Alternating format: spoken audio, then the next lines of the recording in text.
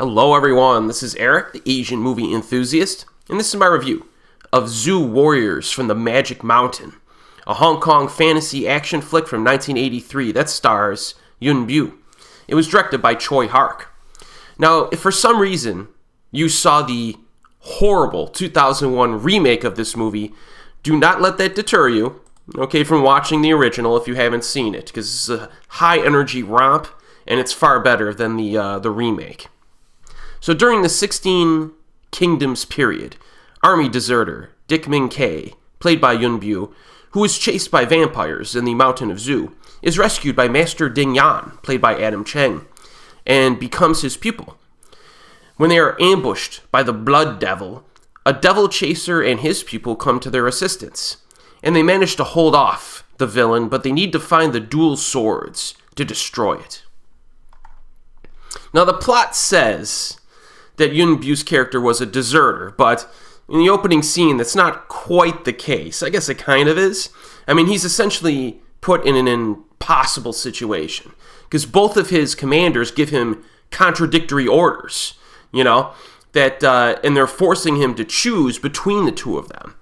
And no matter what choice he made, he was going to have problems. So he eventually angers both of his commanders and has to flee for his life. And then after that, he meets some people, as the plot synopsis said, and things get crazy. So Zoo Warriors from the Magic Mountain could be described as, wildly entertaining is how you could describe it. The film is a fantasy action flick, but it also dabbles in some other genres. And Hong Kong movies did this quite a bit back in the day, the genre-bending nature of things. So here you're going to get some comedy and horror as well. It's pretty fast-paced, frenetic, and it's only about an hour and a half long. There's not a whole lot of filler material in this, and the story just keeps driving forward, the whole film. Pretty efficiently told, I would say, because even when the characters are not fighting, they're interacting in high-energy ways. And one example I would give would be that there's a neat scene involving what I would call sorcery, and it occurs in a room full of statues. And they're trying to, treat somebody who's been, infected, I guess you could say. And, it's scenes like that, even though it's not a fight scene, it almost feels like one. That's the best way I could describe it. And it definitely helps that the supporting cast has some big-time contributors here. I mean, you get Bridget Lin, Moon Lee, and Sammo Hung all have supporting roles, among others. So we have, an advantageous situation here where if you're familiar with some of the Hong Kong movies from this era, you're going to be treated to some of the earlier roles from some of your favorite actors. On the other hand, if you're not familiar with Hong Kong movies from this era, you'll have a nice introduction to some of the earlier roles for these actors. Now, Sammo has already, by this point, he's already headlined some classic movies before 1983. But I'm mostly unfamiliar with Bridget Lin and Moon Lee's careers prior to this. I've only seen a small handful. So it was nice to see, I always enjoy seeing actors that I like very early in their careers. I don't know, I just find it neat. You could see them kind of gaining their footing in the industry and everything, and it's just cool. Now, taking this into consideration, Zoo Warriors is a nice early point to begin exploring everyone's career here. Now, as you might expect, there's an emphasis on creative fight scenes in this, most of which are entertaining, and they use some pretty crazy special effects and fantasy elements.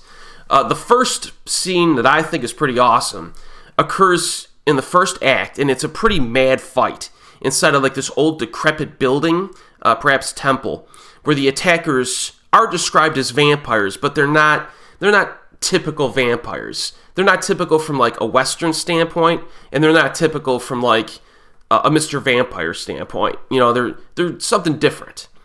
And it's a pretty cool fight. It uses great wire work and creepy ghoulish attacks as well, which I was really a fan of.